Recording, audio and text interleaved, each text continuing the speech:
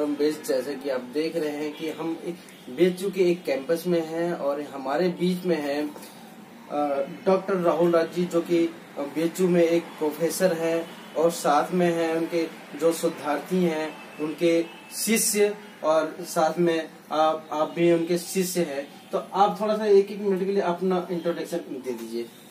मैं सुनील कुमार, शोध छात्र, प्राचीन भारतीय इतिहास, संस्कृति एवं पुरातत्व विभाग, काशी हिंदू विश्वविद्यालय वाराणसी। डॉक्टर राहुल राज सर हमारे शोध निर्देशक हैं और मैं विगत 10 सालों से काशी हिंदू विश्वविद्यालय में चल रहे बहुजन आंदोलन, बौद्ध धर्म के आंदोलन से जुड़ा हूँ। मैं सत्यविजय कुमार, मेरा यहाँ से बीएचयू से बीएससी और एमएससी मैंने यहाँ से पास आउट किया है और इस समय मैं रिसर्च स्कॉलर हूँ IIT बीएचयू फिजिक्स डिपार्टमेंट में, और मैं सेकेंड सेमेस्टर का स्टूडेंट हूँ। और हम लोग जो भी आंदोलन होते हैं SC/ST OBC के, हम लोग काफी उसमें एक्टिव रहते हैं और हमेशा उसके लिए आंदोलन में आवाज उठाते रहते हैं। तो ये इंट्रोडक्शन था जो कि बीएचयू के शोधार्थी और खुद एक प्रोफेसर हमारे बीच में बैठे हुए हैं और उनसे कुछ मूवमेंट की हम बातें करेंगे जो अम्बेडकराइज और बौद्धिस्ट मूवमेंट का होगा। और ये सब्जेक्ट है अम्बेडकरी बौद्ध धर्म के विषय में हम परिचर्चा करने जा रहे हैं। और ये भी साथ ही साथ ये भी निष्कर्ष निकल के आएगा कि हमारा जो बौद्ध धर्म है, जो अम्बेडकराइज जो बौद्ध धर्म है, वो धीरे धीरे किस राह में जा रहा है, किस पद्धति में जा रहा है, या चमत्कारिक चीजों में वो धूमिल होता जा रहा है, और किस प्रकार से उस धर्म को दबाया जा रहा है। सब मिलाकर के जो मनुवादी कृत इसमें भी आ गई है, जो इसमें जो कृतियां आ गई है, मनुवादी भी कृतियां इसमें आ गई है। तो उसे कहते हैं कि ब्राह्मण में कन्वर्ट होना, ब्राह्मणवादी में कन्वर्ट होना। तो मेरा यही सबसे पहला सवाल होगा कि अम्बेडकराई जो बौद्धिस्ट है, कितने लोग मान रहे हैं और कितना हिंदूकरण हो रहा है, क्या आपका क्या मतलब है? देखिए, कितने लोग मान रहे हैं जैसा कि आपका प्रश्न है, तो अभी विगत दिवस जो जनगणना आई उसमें हम लोग पूरे भारत की जनसंख्या जो आप जानते हैं कि लगभग 1.25 अरब है, और उसमें जो बौद्धों की जनसंख्या निकल कर आई वो मात्र 85 लाख के आसपास आई, जो कि निश्चित रूप से ये सही आंकड़ा किसी भी कीमत पर नहीं कहा जा सकता कि बौद्धों की जनसंख्या भारत में वर्तमान में मात्र 85 लाख के आसपास हो। ये सेंसस में प्रश्न नहीं उठाया जा सकता, वो अलग मुद्दा है, किंतु यह सोचनीय बात है कि जो बाबा साहब ने 1956 में जो धम्म क्रांति करी और जिस प्रकार जो अनुप्रवर्तन हुआ धम्म चक्र का, फिर से एक बार धम्म का चक्र भारतवर्ष में चलना प्रारंभ हुआ और अनेक दलित, शोषित, पिछड़ी, जो समग्र रूप से जिसको हम आज बहुजन के नाम से जान रहे हैं और एकीकृत कर रहे हैं जातियों को, उन्होंने वापस अपने मूल बौद्ध धर्म की ओर मोड़ा और प्रेम, करुणा, मैत्री का पाठ देने वाले ऐसे सुधर्म को बतलाया और प्रकाशित किया। उनके बाद जिस प्रकार का आंदोलन चला और जिस प्रकार बौद्ध धर्म प्रचार प्रसार हुआ, विशेषकर महाराष्ट्र में शुरू हुआ, और जिस प्रकार उत्तर भारत में कानपुर, लखनऊ और आगरा में जिस प्रकार बौद्ध क्रांतियां हुई, उससे उत्तर भारत में और पंजाब में भी बहुत अच्छी मात्रा में सन 60 और 70 के दशक में बौद्ध क्रांति हुई, धम्म क्रांति हुई, और लाखों लाख लोग वो बौद्ध धर्म में दीक्षित हुए। और जो बौद्ध धर्म में वो दीक्षित हुए, उनको हम सामान्य भाषा में हम उनको इंग्लिश में उनके लिए शब्द आया नियो बुद्धिस्ट, पर हम लोग अपनी सामान्य भाषा में उनको हम लोग मानते हैं कि अम्बेडकरी बौद्ध धर्म वो अम्बेडकरी बौद्ध धर्म के अनुयायी है। यद्यपि बौद्ध धर्म को इस प्रकार के खांचों में बांट करके वर्गीकृत करना समीचीन नहीं है, बुद्धिमानी नहीं है, फिर भी जो एक गुणात्मक डिफरेंसेस हम उनको तिब्बती बौद्ध धर्म या अन्य दक्षिण पूर्व एशिया में जो प्रचलित है बौद्ध धर्म, उससे गुणात्मक रूप से अगर देखें तो इसलिए एक विशिष्ट बौद्ध धर्म जो कि थेरवाद से ही निकला पनपा है, और बल्कि वो मूल थेरवाद की एक सुव्याख्या है बाबा साहब के द्वारा, उसको जो है सामान्य रूप से हम अम्बेडकरी बौद्ध धर्म कहते हैं। आज वर्तमान में उसकी दिशा और दशा निश्चित रूप से अच्छी है, किंतु 60-70 के दशक में बाबा साहब के महापरिनिर्वाण 1956 के बाद हम ये देखते हैं कि लगभग 90% या 95% वे लोग जो बौद्ध धर्म में दीक्षित हो गए थे, उनके पुत्र पुत्रियां और परिवारीजन वो पुनः एक बार ब्राह्मणीय शिकंजे के शिकार हो गए। इसके कारण अनेक हैं। कहीं ना कहीं धर्म का समुचित प्रचार प्रसार ना होना, धर्म का परिवार के मध्य समुचित व्याख्या ना होना, और धर्म के प्रति अनुराग का विकसित ना होना, और समाज का धर्म के प्रति उदासीन रहना, ये कई वजहें हैं जिसके कारण बाबा साहब का सपना जो उत्तरोत्तर आगे जाना था वह उतना गुणात्मक रूप से आगे नहीं गया है। हम संख्यात्मक की बात नहीं कर रहे हैं, हम यहां गुणात्मक की बात कर रहे हैं। क्वालिटेटिवली देखा जाए तो जो बौद्ध धर्म की जो व्याख्या बौद्ध धर्मावलंबी आज भारत में कर रहे हैं वह उतनी एक्यूरेट या बाबा साहब के दर्शन या बाबा साहब के विचारों के अनुसार नहीं है। यद्यपि हम यह मानते हैं और यह हमको दिखता है कि नमो बुद्धाय जय भीम कहने वालों की संख्या बहुत ज्यादा मल्टीप्लाई हो चुकी है और बहुत ज्यादा हो चुकी है। उसकी कई राजनीतिक और सामाजिक कारण हो सकते हैं और हैं भी, किंतु केवल मात्र जय भीम कह देने से, मात्र नमो बुद्धाय कह देने से कोई अम्बेडकरी बौद्ध धर्म का अनुयायी नहीं हो जाता। सामान्य औपचारिक रूप से हो सकता है, किंतु जो गुणात्मक रूप से और अंतःकरण में वह नहीं हो पाता। और यहीं पर जो है ब्राह्मणवाद जीत जाता है।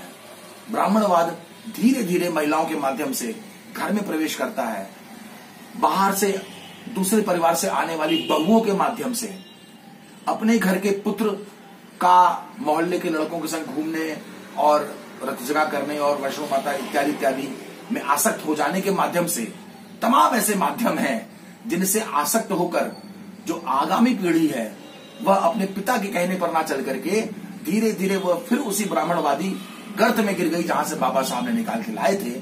और यह दुखद प्रकरण एक परिवार का, दो परिवार का नहीं है, बल्कि सामान्यतः 90-95% परिवार इस रोग से, इस मानसिक रोग से ग्रसित है। जब तक यह दूर नहीं होगा तब तक कि धर्म की पुनर्स्थापना मजबूती से भारत में हो पाएगी, यह मुझे संदेह है। मैं जो अगला सवाल आपसे है, आपके पास ही आ रहा हूँ मैं। जैसे कि सर ने कहा कि मतलब कि सब मिलाकर के चमत्कारिक चीजों में ज्यादा बढ़ावा हो रहा है, जबकि जो एक बौद्ध धर्म का जो एक धर्म है उनका एक प्रैक्टिकली और एक शोध था, एक वैज्ञानिक था। जी जी।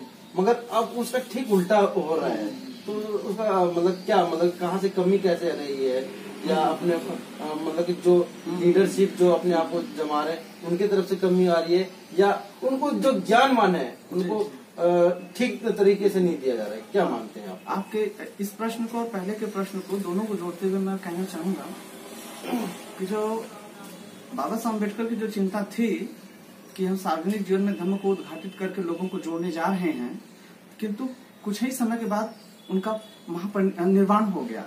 वो धर्म सिखा नहीं पाए।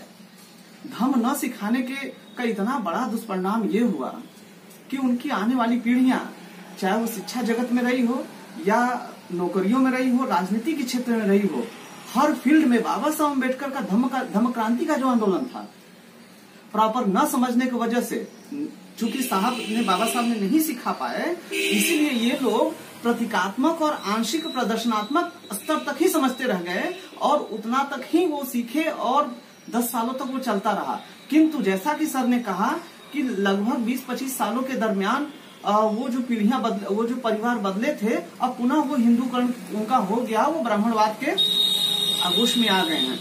जरा अगर विश्लेषण करें, बड़े गहराई से देखेंगे, बुद्धिज्म आज यूनिवर्सिटियों में सिर्फ रिसर्च का मुद्दा बना हुआ है बस। दूसरा, ट्रस्ट विहारों में सिर्फ वह भिक्षुओं और उपासकों के वो उपासना और उसकी जीवन पद्धति का हिस्सा बना हुआ है। जबकि आधुनिक बौद्ध धर्म के संस्थापक बाबा साहब अम्बेडकर ने इसको यूनिवर्सिटी के शोध और ट्रस्ट में उपासकों की उपासना से बाहर निकाल कर इसको आम जनता से सीधे जोड़ना शुरू किया। तो आम जनता से जोड़ना जो सीधे बाबा साहब ने शुरू किया, उस पर लग गया ब्रेक।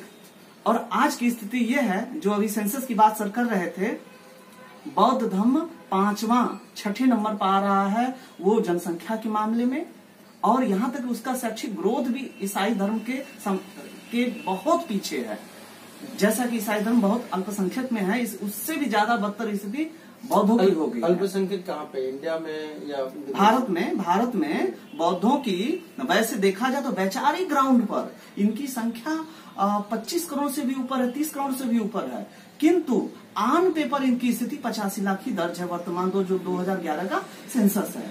इसका तात्पर्य हुआ कि बाबा साहब का वर्तमान अनुयायी, चाहे वो एजुकेशन से जुड़ा हो, हायर एजुकेशन में हो, रिसर्च स्कॉलर हो, तमाम नौकरियों में हो, राजनेता हो, वो प्रतीकात्मक स्तर पर और अपने लाभ हानि को ध्यान में रख करके राजनीतिक फील्ड में, चाहे वो शिक्षा की फील्ड में, लाभ हानि को ध्यान में रख करके, कैसा लाभ हानि, जैसे हमको सिर्फ रिजर्वेशन चाहिए तो रिजर्वेशन तक बाबा साहब को मानते हैं।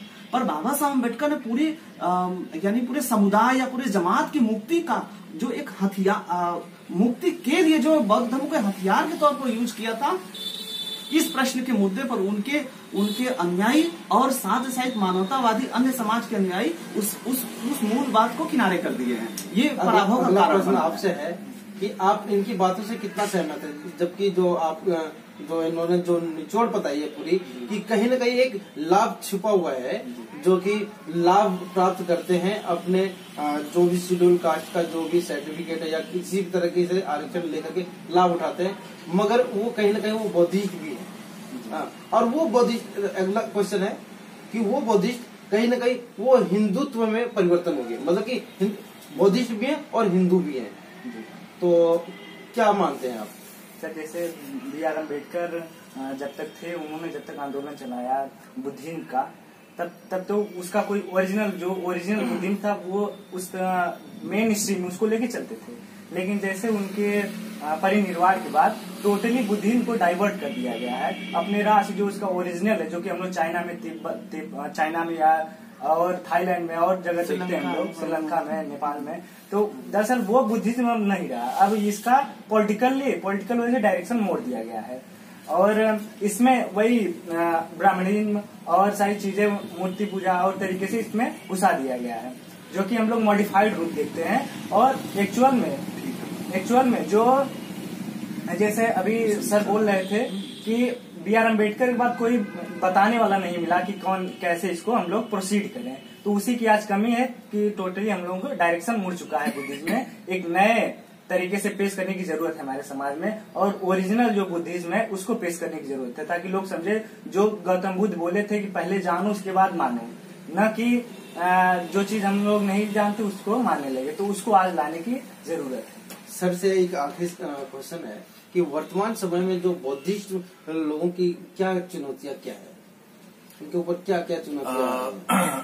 मेरे विचार से वर्तमान समय में जो बौद्ध धर्म है, विशेषकर भारत में, मैं भारत की बात कर रहा हूँ क्योंकि भारत का संदर्भ में हम लोग बात कर रहे हैं। विदेशों में बौद्ध धर्म पुष्पित पल्वित सदियों से रहा है, हजारों सालों से रहा है, तो वो हमारे अभी चिंतन का विषय नहीं है।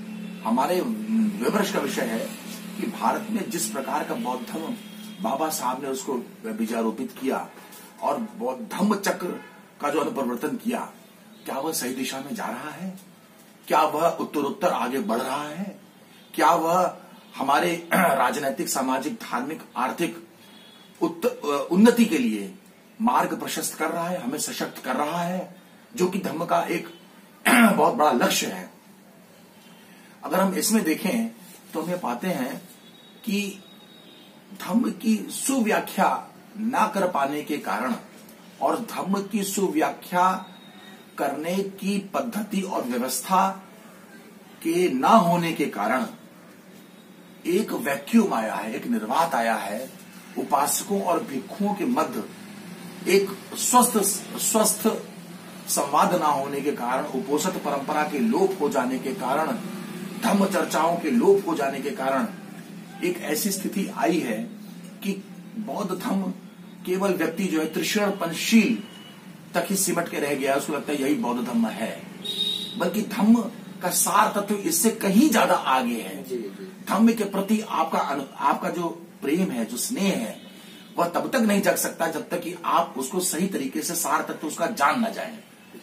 तो आजकल जो है, जो बौद्ध धर्मावलंबी है, वह उस प्रकार से बौद्ध धर्मावलंबी है जिस प्रकार से कोई व्यक्ति सिख है, कोई व्यक्ति ईसाई है, कोई व्यक्ति जो है पौराणिक धर्म का मानने वाला, जिसको आजकल हम हिंदू धर्म कह रहे हैं। यद्यपि यह शब्द बड़ा नया है और चूंकि अरबियों को द्वारा दिया गया है तो इसीलिए ये शब्द वैसे ब्राह्मण धर्म कहलाता है। तो कोई ब्राह्मण धर्म का है, उसी प्रकार जो है बौद्ध धर्मावलंबी सोचते हैं कि हम उसी प्रकार जो है बौद्ध धर्म के हैं। केवल धर्म में जन्म लेने के कारण, उस बौद्ध धर्म के परिवार में जन्म लेने के कारण हम बौद्ध धर्म के हैं, यह जो है एक पराभव का लक्षण है। पिता बौद्ध हैं इसलिए हम बौद्ध हैं, बात यहां तक खत्म नहीं होती। कलाम सूत्र में बुद्ध ने कहा है कि बातों को समझो, परखो, विश्लेषण करो। ये जो विश्लेषणात्मक जो परंपरा है बौद्ध धर्म की, यह हमारे युवाओं में, हमारे परिवारों में नहीं है। साथ में जो सबसे बड़ी चुनौती बनकर उभरा है वह यह है कि जो उग्र ब्राह्मणवादी प्रचार तंत्र है, उस उग्र ब्राह्मणवादी प्रचार तंत्र ने हमारी तमाम श्रमण परंपराओं को ध्वस्त करके, विकृत करके आत्मसात कर लिया है। और उनका विकृतीकरण इस कदर हो गया है कि हम अपनी ही मूल परंपराओं को नहीं पहचान पाते और हम कहते हैं कि यह ब्राह्मणवादी परंपराएं हैं। तो हम अपनी ही परंपराओं को नहीं पहचान पाते, हम अपने अतीत को नहीं जान पाते, हम अपने गौरवशाली अतीत को नहीं जान पाते। कारण यह है कि उपासक वर्ग ने अपने परिवारों में धम्म चर्चा की परंपरा शुरू ही नहीं की, जो कि सिंघल द्वीप में है और म्यांमार में है। मैं इन दो देशों का नाम इसीलिए ले रहा हूं, म्यांमार का और श्रीलंका का, क्योंकि थेरवादी बौद्ध धर्म के यही दोनों एक प्रमुख गढ़ कहे जाते हैं। और यही जो है बुद्ध की जो मूल देशना है, मूल देशना के संवाहक माने जाते हैं। अन्य देश जो महायानी हैं वह भी बुद्ध की ही देशना पर आधारित हैं, किंतु हम इसीलिए श्रीलंका और म्यांमार को ज्यादा फोकस कर रहे हैं कि वहां की परंपराएं क्या हैं, वहां परिवार कैसे रहते हैं, कैसे वो अपने बच्चों को शिक्षा देते हैं। जब बच्चा परिवार के अंदर बुद्ध को जानेगा, उनके धर्म को जानेगा, तो जब जानेगा तब मानेगा। जैसे कि विद्यार्थी ने कहा, जब जानेगा तो स्वतः मानेगा, उसकी वो अंदर से वो संतुष्ट हो जाएगा कि हाँ यह सन्मार्ग है, यह सुमार्ग है ना। धम्म अधम्म में वो अंतर करना जान जाएगा और सद्धम्म में अंतर करना जान जाएगा। तो यह कमी बहुत ज्यादा है और मुझे लगता है कि इसका उत्तरदायित्व, उसका चैलेंज यहाँ के भारतीय भिक्षुओं को उठाना चाहिए। यह बहुत ही दुखद है, देखने में आता है और यह वाकई चिंता का विषय है कि यद्यपि विगत कुछ वर्षों में अच्छे कार्य हुए और अच्छे अच्छे संगठन, जैसे श्रावस्ती में भारतीय बुद्ध विहार एवं श्रामणी प्रशिक्षण केंद्र भदंत संगानंद जी के माध्यम से स्थापित किया गया और सारनाथ में धम्म प्रशिक्षण केंद्र भदंत चंदिमा जी के माध्यम से स्थापित किया गया। इस प्रकार तमाम देश के अन्य कोनों में जो धम्म प्रशिक्षण केंद्र हैं, श्रामणेर प्रशिक्षण केंद्र हैं, वह उभर के आ रहे हैं, वो अपनी उपादेयता समझ रहे हैं। तो यह एक अच्छी बात है, ये एक सकारात्मक संदेश है और मुझे उम्मीद है कि भिक्षु जो भिक्षु हैं वह अपना उत्तरदायित्व समझेंगे। उनका उत्तरदायित्व केवल शादी ब्याह के समय, अन्य मांगलिक कार्यों के समय आकर के त्रिशरण परिशील कराना मात्र नहीं है और यह अपेक्षा करना कि उपासक वर्ग प्रत्येक उपोषक दिवस पर वहां आएगा और धम्म श्रवण करेगा। यह भी कहीं ना कहीं जो है एक तरह से दिवा स्वप्न इसलिए बन जाता है कि पहले उपासकों में वह अनुराग विकसित हो, वह प्रेम विकसित हो, तब वो जाएंगे उपोषित करने। उपोषित कर अगर भिक्षुओं को यह अपेक्षा है कि उपासक उनके पास आवें, तो भिक्षुओं को चाहिए कि पहले उपासकों के पास जाएं। चरद भिक्षे बेचारिकन बहुजन हिताय बहुजन सुखाय। पहले गांव-गांव, नगर-नगर में जाकर के लोगों को धम्म के बारे में बताएं, धम्म रस का आनंद दें, उसकी अनुभूति कराएं। और जब अनुभूति हो जाएगी वो स्वतः खींच के चले आएंगे, पूरा परिवार धम्ममय हो जाएगा, पूरे परिवार में जो एक धम्म का स्पंदन है वो विकसित होगा और तब जाकर जो है बौद्ध धम्म अपनी मजबूत जड़ें पकड़ेगा। अगर ऐसा नहीं होता है तो यही होगा कि ड्राइंग रूम में तो भगवान बुद्ध रखे होंगे और बेडरूम में जो है कोई ना कोई जो है कोई काल्पनिक देवी देवता का चित्र होगा जिस पर जो है फूल माला जो है उस परिवार की स्त्री चढ़ाती होगी। तो ऐसा होता है कि एक परिवार में पुरुष जो है बाबा साहब को मान रहा है और बुद्ध के सामने जो है उनका अपनी श्रद्धा प्रकट कर रहा है, किंतु जो उसकी पत्नी है, जो और महिलाएं हैं, वह कहीं ना कहीं उसी मोहजाल में फंसी हैं, उसी भयवश या श्रद्धावश उसी मोहजाल में फंसी हैं। तो यह जो विरोधाभास है, यह जो अंतर्द्वंद है एक ही परिवार के अंदर, यह बौद्ध परिवारों में हमको सामान्यता बहुत ज्यादा देखने को मिलता है। अगर इसको हम एक एपिडेमिक का रूप कहें, एक महामारी के रूप में कहें, अगर इसको महामारी के रूप में कल्पना की जाएगी तो अम्बेडकरी बौद्ध आंदोलन में यह एक बहुत बड़ी महामारी के रूप में है कि एक ही परिवार में दो विपरीत विचारधाराओं के लोग आपस में महज केवल मजबूरी में इसलिए रह रहे हैं कि पति पत्नी है। और यह क्यों आया है? क्योंकि जिस परिवार से बालिका आ रही है, महिला आ रही है, वधू आ रही है, वह परिवार भी पूरी तरह बौद्ध धर्म नहीं स्वीकार कर पाया, बौद्ध धर्म नहीं, बुद्ध धर्म के रस को नहीं जान पाया। तो यहाँ पर जो चैलेंज है, यहाँ पर जो चुनौती है, हम केवल बौद्ध भिक्षुओं को चुनौती के लिए नहीं कहेंगे कि वे आगे आवे और चरित्र विख्य विचारिकन करें।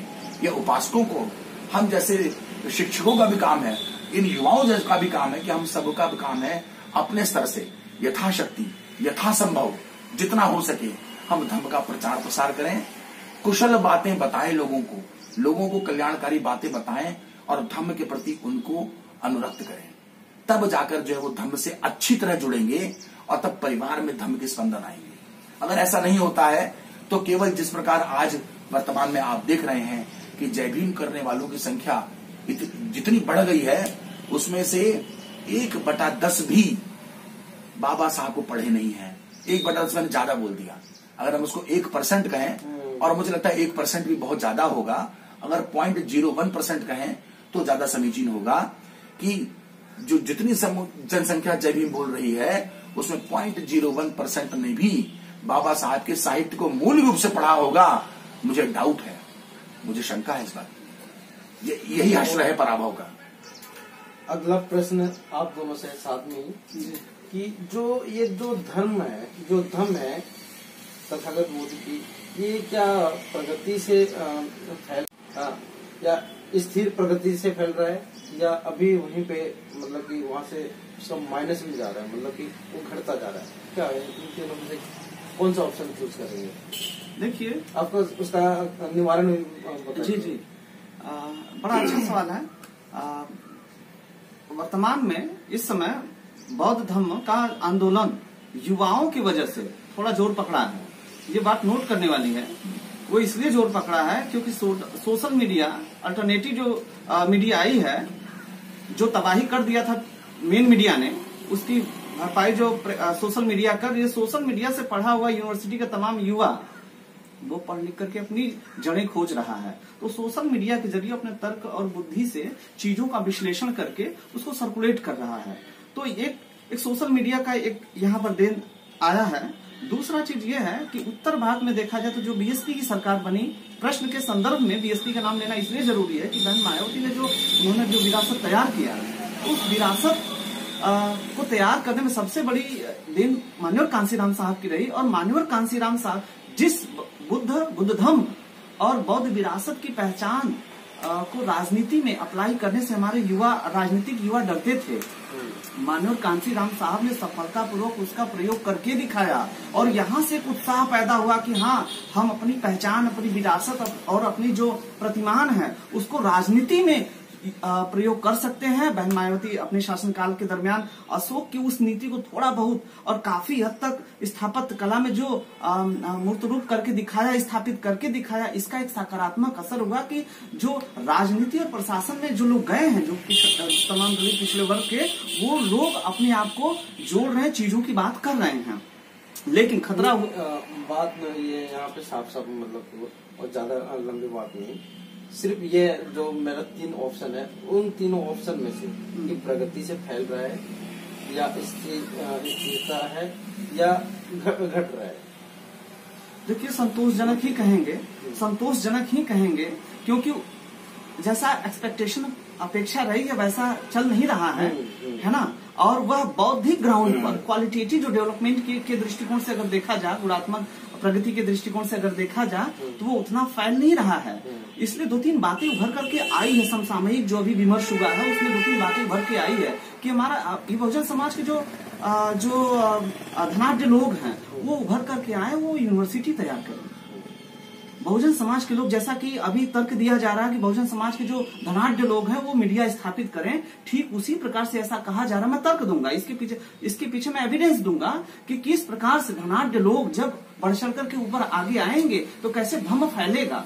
ईसाई धर्म है, एक मिसाल के तौर पर, उदाहरण के तौर पर मैं ईसाई धर्म को देता हूँ कि चूंकि वो तो बहुत धनाढ्य धर्म भी है, तो उसने शिक्षा, स्वास्थ्य, रोजगार को, जो मानव की जो मूलभूत समस्या है उसको फोकस करके अपने आंदोलन को चलाना शुरू किया, जो ईसाई मिशनरी है। और इसी वजह से बड़ी तेजी के साथ, खासकर दलित और आदिवासी जितनी तेजी के साथ ईसाई धर्म से जुड़े हैं उतनी तेजी के साथ बौद्ध धर्म में नहीं जुड़े हैं। तो इसी तर्ज पर और इसी तर्क के आधार पर मेरा ये कहना है कि जो धनाढ्य दलित और पिछड़ा है, अगर वह उभर करके सामने आए, वो विश्वविद्यालय खोले, वो महाविद्यालय खोले और बौद्ध धर्म को फोकस करे, तो मुझे लगता है गुणात्मक प्रगति हो सकता है। जैसा कि महाराष्ट्र में मैं रहा हूँ और त्रैलोक्य बौद्ध महासंघ सहायगढ़ जो दुनिया के 50 देशों में फैला हुआ है, भारत में भी है, और वह वहाँ प्रगतिशील लोगों ने पैसा दे करके करोड़ों के संस्थान खोले हैं। वहाँ हर साल लोगों को ट्रेनिंग दी जाती है, अच्छे उपासक तैयार किए जाते हैं, युवा तैयार किए जाते हैं। अगर इस तरह के कुछ मिसाल के तौर पर जो मैंने कुछ उदाहरण दिया, अगर इस तरह से लोग, हमारे धनाढ्य लोग उभर करके सामने आए तो जो राजनेता या प्रशासक लोगों ने जो गलती की है उसकी पूर्ति की जा सकती है। और इस संतोषजनक जो सेटिस्फैक्टरी जो डेवलपमेंट है बौद्ध धर्म का, उसको बहुत ही बेहतरीन और बहुत ही आश्चर्यजनक विकास में हम बदल सकते हैं। इसके लिए तमाम संभावनाएं हैं। युवा आपके पास पूरा है, आपके पास अब काम भर पैसे भी हो चुके हैं। जरूरत है अब इस आंदोलन को, इस सूझबूझ को, इस संगठन को आंदोलन का रूप देना, जैसा त्रैलोक्य बौद्ध महासंघ सहायगढ़ ने किया। अभी सारनाथ में बनते चंद्रमा जी द बुद्धा लर्निंग सेंटर खोल करके कर रहे हैं। सर ने कहा श्रावस्ती में कर रहे हैं। ऐसे कई संस्थाएं हैं जो मिसाल के तौर पर काम कर रहे हैं। एक बात और है कि हमारे अम्बेडकराइट जो बुद्धिस्ट हैं उन्होंने पढ़ना कम कर दिया है। अम्बेडकराइट लिटरेचर का संदर्भ उनसे पूछिए, नहीं बता पाएंगे।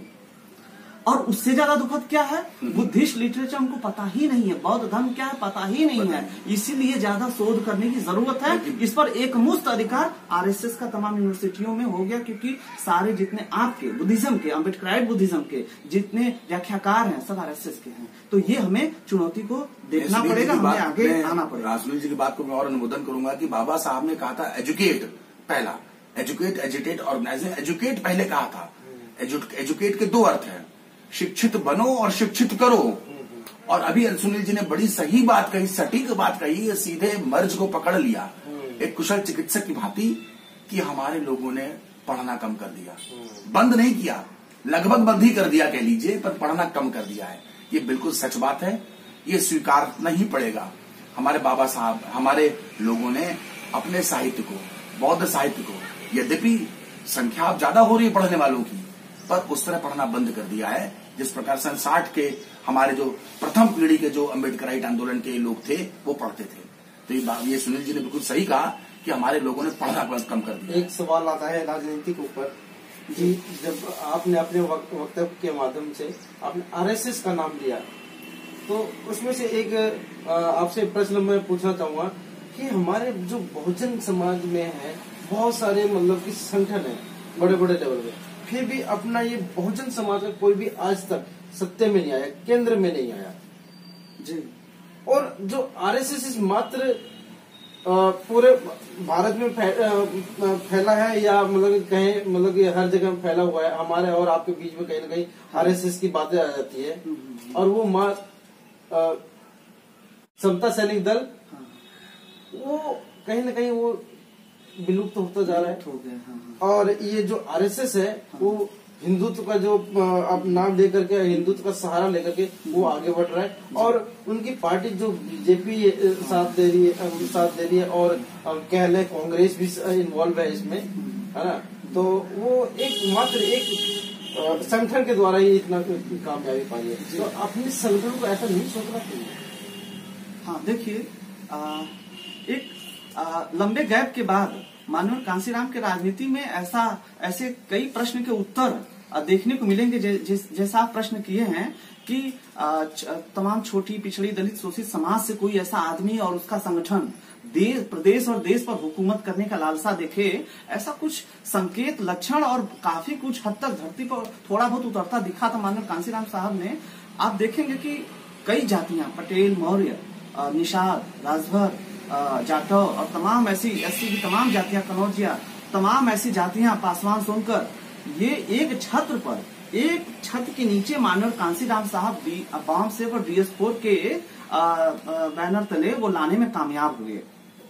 काफी हद तक उन्होंने उसको तैयार किया, और तैयार करने के पीछे उनका एक ही सूत्र था, जैसा हिंदुत्व के सहारे वीर सावरकर और गोलवरकर के द्वारा इंटरप्रिटेशन की हुई आरएसएस उस 15% की आबादी के धारक सवर्ण अपर कास्ट हिंदू की वकालत करने वाली आरएसएस 85% में कैसे वो सेध मारते हुए एक छत्र देश और प्रदेशों पर राजनीति कर रही है। उसके पीछे उसका कारण यह है कि वह तमाम छोटी पिछड़ी दलित जातियों को जोड़ने वाला जो रसायन है वो हिंदुत्व उसने ईजाद किया, और उसका उसने सफलतापूर्वक प्रयोग किया, अपने अर्थों में, देश के अर्थों में नहीं, अपने अर्थों में सफलतापूर्वक प्रयोग किया।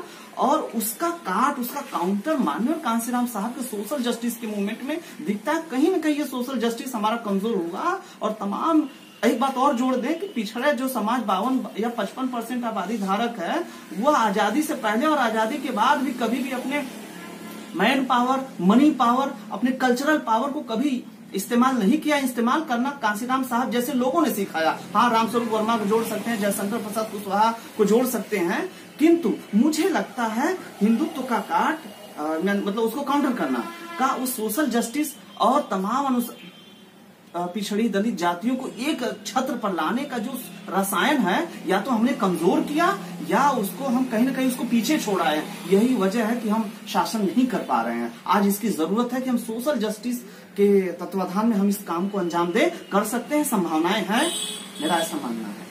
आपसे एक छोटा सा प्रश्न है कि जो आरएसएस है सिर्फ एक पार्टी या दो पार्टी को फोकस करती है, मगर जो बहुजन में जो बहुत सारे संगठन है वो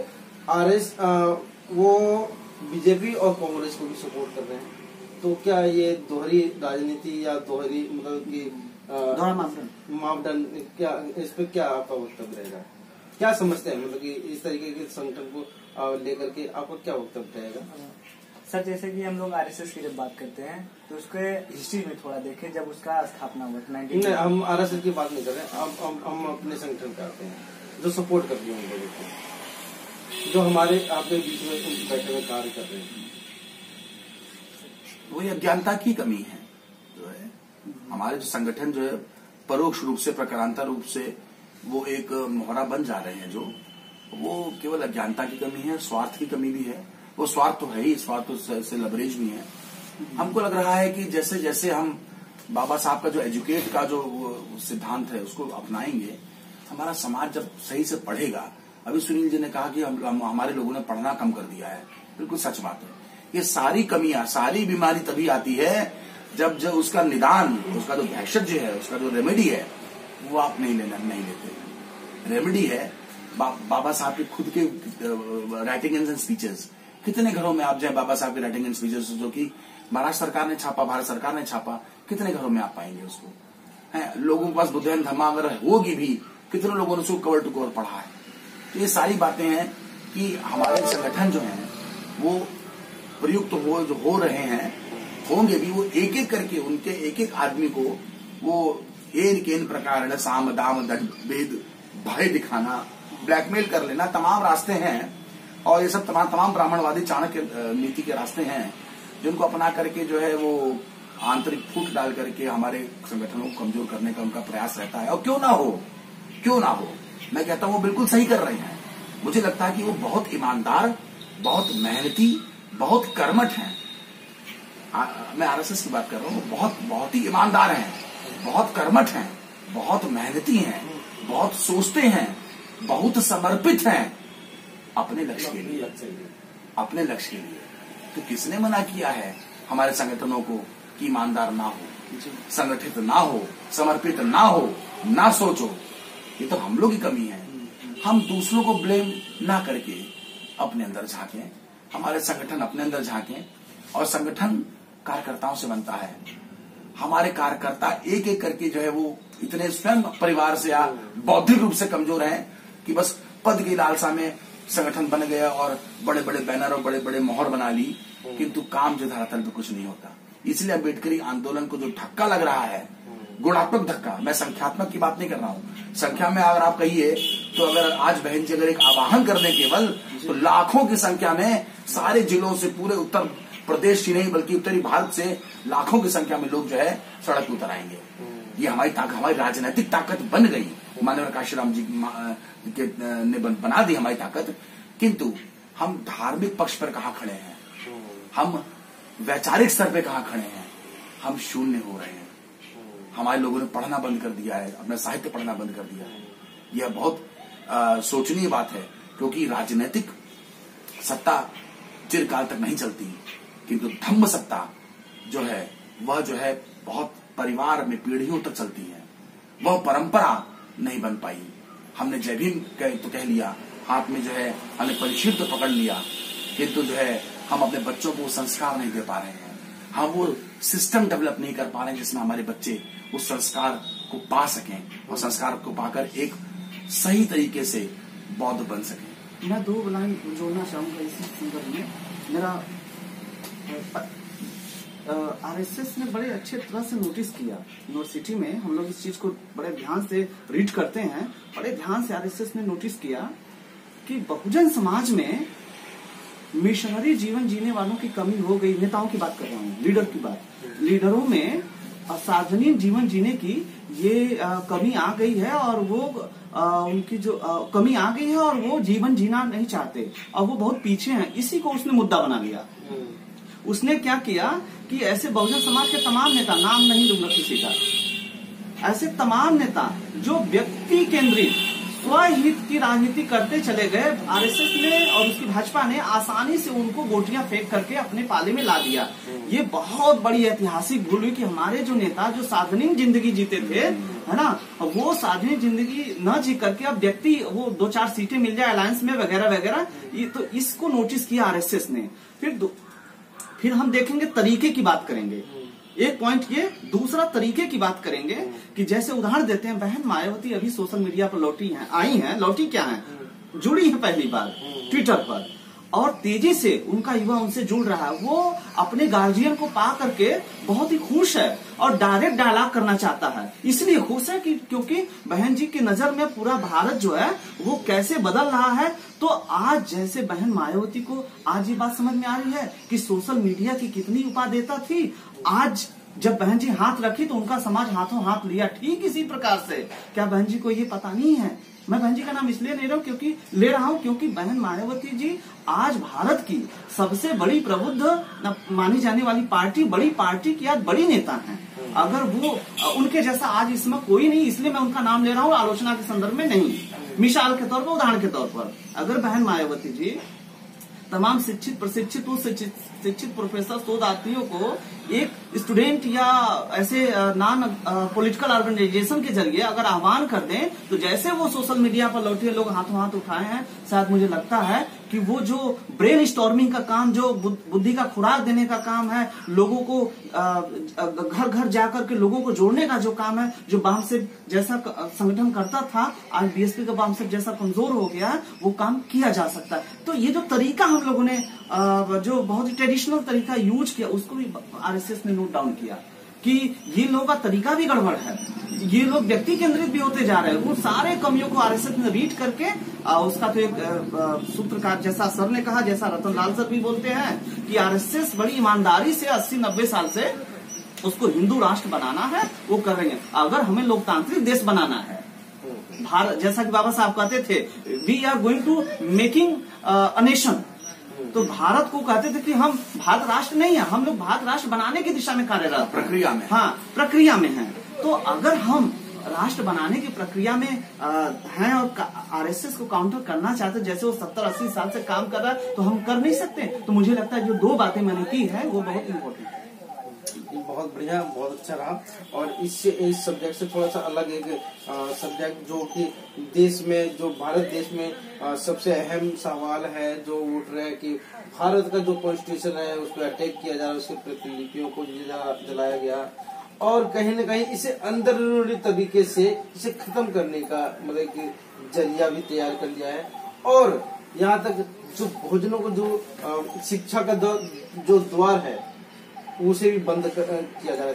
13 पॉइंट रोस्टर को लागू किया गया, जबकि अभी हाल ही दिनों में बीएचयू जैसे संस्थान में यहाँ पे बहुत भारी विशाल में महारैली निकली, प्रदर्शन हुआ और तुरंत उसके साथ ही एक घटना घटती है कि एक जो टीचर को घसीट करके रोड पे ला करके उसे उनको जो है जूतों चप्पलों से मारा जा रहा है और बहुत उनके ऊपर प्रताड़ना दिया जा रहा है। तो क्या कहेंगे, मतलब इतना सारा जो दलितों के ऊपर मतलब कि सब कुछ होता जा रहा है, तो कहीं न कहीं मतलब हमारे जो दलित समाज के जो लोग हैं वो कहीं डरे चीज में तो नहीं है कि मतलब कि हम अगर आते हैं निकल के उभर के तो कहीं हमें हमारे ऊपर ऐसा कोई अटैक हो। जी हाँ बताइए। हाँ सर, इसमें हम ये कहना चाहेंगे कि नो डाउट, इसमें कोई डाउट ही नहीं है कि संविधान पे लगातार हमला किया जा रहा है। और ये चाहे रिजर्वेशन पॉलिसीज हो या फिर और सारी जो हमारे कॉन्स्टिट्यूशन में प्रोविजन दिया गया है माइनॉरिटीज के लिए या फिर बैकवर्ड्स के लिए, उस पर लगातार हमले हो रहे हैं। उसका एक जीता जागता उदाहरण 13 पॉइंट रोस्टर है। अब 13 पॉइंट रोस्टर को हम लोग कैसे एक्सप्लेन करें? दरअसल आम जनता है जो 13 पॉइंट रोस्टर को नहीं समझ पाती कि 13 पॉइंट रोस्टर है क्या। ये बेसिकली रोस्टर का मतलब होता है कि प्रक्रिया, एक उसको अरेंज करने का तरीका। और जैसे ही रिजर्वेशन हमारा रिजर्वेशन आया फिगर में हमारे देश में, तो ये रोस्टर की बात आ गई कि अब रिजर्वेशन पॉलिसी 50% बैकवर्ड्स को आप अपॉर्चुनिटी दे रहे हैं, तो इसको कैसे फिर हम अरेंज करेंगे। बैकवर्ड्स में 50% में जैसे कि हम लोग जानते हैं कैटेगराइजेशन किया गया SC ST OBC में, तो ये बेसिकली रोस्टर की पद्धति के साथ पूरा छेड़छाड़ कर रहे हैं और उस छेड़छाड़ की वजह से ये तुरंत हमारा रिजर्वेशन पॉलिसी को खत्म कर दे रहे हैं। कैसे हम लोग बाई एग्जांपल ले सकते हैं। पहले था 200 पॉइंट रोस्टर। 200 पॉइंट रोस्टर में क्या था कि अगर उसको सिस्टमेटिक वे में हम लोग फिलअप करेंगे तो सबको 50% आरक्षण जो हमारा कॉन्स्टिट्यूशन प्रोविजन वो मिलेगा। लेकिन ये कैसे साजिश के तहत कैसे चेंज कर दे रहे हैं, उसको हम लोग देख सकते हैं कि ये 200 पॉइंट रोस्टर को 13 पे लाके रोक दे रहे हैं। एक मिनट यहाँ पे मतलब थोड़ा सा मैं रोकना चाहूंगा जी। जो 200 जो पॉइंट रोस्टर था जी, वो पूरी यूनिवर्सिटी लेवल पे थी पूरे जी। उसके बाद जो 13 पॉइंट है वो सिर्फ एक मतलब डिपार्टमेंट के लिए है। तो ये चीज बेटर था या ये चीज मतलब इसमें दो पॉइंट्स है। 200 पॉइंट रोस्टर जब था तो उसमें 50% रिजर्वेशन मिलते थे, एक ये बात रही। दूसरी बात, उसको ये तब मिलते थे 15 पॉइंट रिजर्वेशन, 50% रिजर्वेशन जब पूरा हम लोग यूनिवर्सिटी को मानते थे, यूनिट मानते थे। लेकिन जैसे हम लोग डिपार्टमेंट को यूनिट मानते हैं, वहाँ पे इसके साथ 200 पॉइंट को 13 पॉइंट रोस्टर पे ला के रोक दिया जाता। मतलब हमारा 200 पॉइंट रोस्टर है वो 13 पॉइंट, क्योंकि 13 पॉइंट पे रोक दिया जाता है। अब 200 नहीं रहा, वो 13 पॉइंट हो गया और ये डिपार्टमेंटल वाइज पे कर दिया गया। मतलब इसमें दो चेंजेस हो जा रहे हैं कि 200 पॉइंट को 13 पे रोक दिया जा रहा है और डिपार्टमेंट वाइज कर दिया जा रहा है। ये इस 13 पॉइंट को ही अगर यूनिवर्सिटीज वाइज करते हैं तो हो सकता है फिगर और कुछ हो, लेकिन 2 चेंजेस किया जा रहे हैं। एक 13 पॉइंट पे रोक दिया जा रहा है 200 को 13 पॉइंट और डिपार्टमेंट वाइज, तो ये दिक्कतें हो रही हैं। और जैसा कि हम लोग इनका अरेंजमेंट थोड़ा सा देख लें कि पहले 3 सीटें जो होंगी अनरिजर्व रहेंगी, मतलब अगर किसी डिपार्टमेंट में 3 सीटें आती हैं तो वहां पे रिजर्वेशन हमारा क्या हो गया 0% हो गया, क्योंकि तीनों अनरिजर्व है, तो ये वायलेशन ऑफ कॉन्स्टिट्यूशन हो गया। उसके बाद अगर 4 सीटें आती हैं तो एक होगा ओबीसी, और अगर परसेंटेज हम लोग निकालेंगे तो उसका होगा 25%, क्योंकि 4 सीटें में 1 सीट है ओबीसी, तो एक 25%। अगर 4 सीटें भी आती हैं तो हमारा कॉन्स्टिट्यूशन ऑफ वायलेशन है। उसके बाद अगर इसी तरह 6 और 7, 5th और 6th ये भी हमारे अनरिजर्व है। अगर ये सीटें हमारी 6 सीटें आती हैं तो हमको मिलता है 20% रिजर्वेशन। उसके बाद अगर 7वीं सीट आती है जो कि SC होती है रिजर्व, तो 2 सीटें हो गई रिजर्व और 5 सीटें हो गई अनरिजर्व, तो हमारा 28% रिजर्व। इसी तरीके से अगर हम लोग फिलअप करते जाएंगे तो 13 नंबर का जो आएगा वैकेंसी वो भी अनरिजर्व रहेगी, और उसमें से केवल 4th पोजीशन पे ओबीसी, 8th पोजीशन पे ओबीसी 2 सीटें हो गई, और और एक 12 पे 3 सीटें और एक SC सीटें 5 सीटें, मतलब 13 में से 5 सीटें हमारी रिजर्व और 9 सीटें अनरिजर्व। तो मैक्सिमम अगर 13 पॉइंट रोस्टर से मैक्सिमम हम लोग जा सकते हैं तो 35.5 तक हमारा रिजर्वेशन पॉलिसी वो रिजर्वेशन मिलेगा। तो ये टोटल अगर हम लोग 13 पॉइंट रोस्टर को लागू भी कर दे तो मैक्सिमम मिल सकता है, तो 35 पॉइंट हमको रिजर्वेशन मिल सकता है, जो कि टोटली वायलेशन है कॉन्स्टिट्यूशन का। तो ये एक हमला माना जा सकता है हमारी यूनिवर्सिटीज में। और दुख में जो रिजर्वेशन पॉलिसी लागू की गई वो 1997 में SC/ST के लिए लागू की गई, और 2007 में OBC के लिए। ये बहुत ही दुखद घटना है, क्योंकि शुरू से ही हमारे अपॉर्चुनिटी और वहां पे रिप्रेजेंटेशन कम था, तो इसको लगातार करने के बाद अब वो 97 में उसको लागू करें, ये बहुत दुख रहा है। तो हाँ, और इसके लिए काफी आंदोलन भी हुए हैं, हमेशा आवाजें उठ रही हैं कि इसको एक टीचर जैसे जो मतलब कि विश्वविद्यालय के जो प्रोफेसर उनको मतलब बाहर रोड पे निकाल करके मारा जा रहा है, सरेआम मारा जा रहा है। वहाँ पे शासन प्रशासन सब देखती रह जा रही है, उनके ऊपर कोई जो पीट रहे हैं उनके ऊपर कोई कार्रवाई नहीं हो रही। एक मतलब मान के चलिए मतलब शिक्षक को ऐसा मतलब पता किया जा रहा है। देखिए, इसमें सवाल शिक्षक का नहीं है, वो कोई भी बुद्धिजीवी टारगेट में लिया जा सकता है, उसके मूल मर्म को समझते हैं। मूल मर्म ये है, भाजपा का जो एजेंडा है वो हिटलर और मुसोलिनी से प्रेरित होकर के काम कर रहा है, जिसका इंटरप्रिटेशन गोलवलकर और आप सावरकर के उस शिक्षाओं में देखेंगे। सवाल इस बात का है कि ये प्रोफेसर ही क्यों, अभी आप जो तमाम इंटेलेक्चुअल्स जो थे शहर के, जिनको शहरी नक्सलवादी कह करके अभी जेलों में बंद किया गया था, अभी क्या स्थिति, अभी ताजा रिपोर्ट हमको भी नहीं पता है। ऐसे जो लोग, क्योंकि जो इंटेलेक्चुअल्स होता है वही समाज का अगुवा होता है, सामाजिक परिवर्तन और राष्ट्र निर्माण की प्रक्रिया उसी के कलम से होती है। प्रोफेसर उनमें से एक है, पत्रकार उनमें से एक है, इसी तरह अन्य बौद्धिक वर्ग की बात कर सकते हैं। अभी बात BHU के संदर्भ में अगर करें, जैसा कि आपका प्रश्न है कि जिस प्रोफेसर को मारा गया है वो बेहद निंदनीय है, और उनका भी विशेष किस्म का ये संदर्भ रहा है। वो जो मामला था, जो पूरा मामला था उनका, कि उन्होंने किसी एक अपने ही समकक्ष, अपने से बड़े किसी प्रोफेसर के किसी लड़की के साथ फोटो पर उन्होंने कमेंट कर दिया था। तो व्यक्तिगत रंजिश में थोड़ी बहुत चीजें हो सकती है, पर जिस तरह से पिटवाया गया इसको हम लिंचिंग के तौर पर देखते हैं। और ये जो लिंचिंग का जो प्रचलन चला, ये भाजपा के शासन जब से वो स्टार्ट हुई है तब से ये चली है। और लिंचिंग ये सिर्फ बुद्धिजीवी की नहीं है, जो सत्ता के खिलाफ बोल रहा है, जो समता सुरता बंधुता के पक्ष में बोल रहा है, जो नीतियों को समझ रहा है, उसको या तो डराया जा रहा है या लिंचिंग कर दिया जा रहा है। या आप इन्हीं की बात क्यों, वहां बिहार में जो संजय यादव जो प्रोफेसर था, जिसको बड़ी बेरहमी से पिटाई की गई थी, जो ICU में भी भर्ती हो गए थे, उनको भी इसी तौर पर आप दे सकते। महाराष्ट्र में कई ऐसे इंटेलेक्चुअल्स को जो मारा गया। कहने का तात्पर्य ये है कि ये जो भाजपा है, ये तमाम उस बड़े लेवल पर डर पैदा कर रही है। ये कैसा डर, जिससे कि वो आसानी से, बुद्धिजीवी ही समझता है कि कहाँ देश की फिजा कैसे बदल रही है, कहाँ गड़बड़ी, आम पब्लिक को तो पता ही नहीं है। वो तो बुद्धिजीवी समझता है। तो बुद्धिजीवी को मारने के लिए ये सारा काम किया जा रहा है और ये तरीका हिटलर का ही है, जैसा हिटलर ने जर्मनी में उसमें किया था, ये वही तरीका यहाँ पर है। बहुत बहुत और बहुत एक चीज साधुवाद।